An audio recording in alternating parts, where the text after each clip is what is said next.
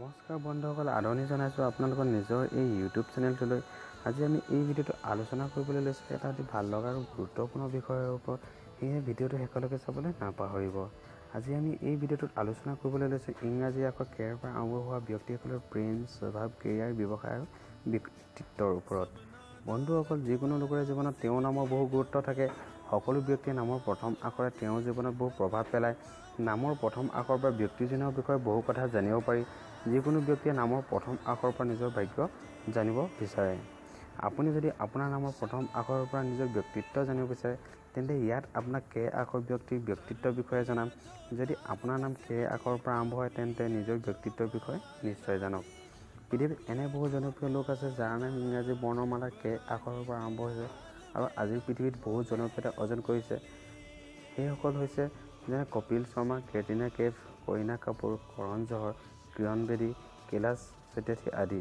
এতিয়া জানো কে নামৰ লোকৰ শাৰীৰিক গঠনৰ বিষয়ে। এনে লোক বহু স্মাৰ্ট আৰু আকৰ্ষণীয় হয়। ইয়াৰ লগে লগে এনে লোক অন্তৰৰ পৰা বহু চাফা ধৰণৰ হয়। বন্ধুসকল, এতিয়া জানো কে নামৰ লোকৰ স্বভাৱৰ বিষয়ে। এনে লোক কঠোৰ পৰিশ্ৰম কৰা ধৰণৰ লোক হয় আৰু এলেহুৱা স্বভাৱ বেয়া পায়।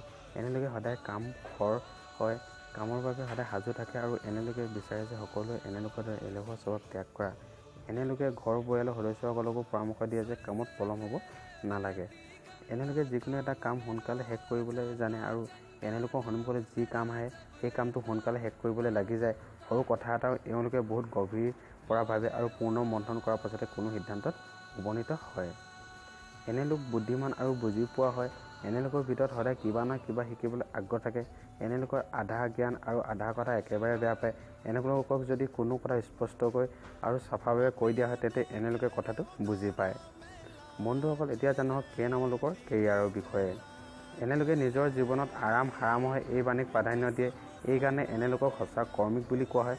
নিজৰ সকলো কাম পূৰ্ণ মনৰ পৰা আৰু কষ্টৰ দ্বাৰা কৰে।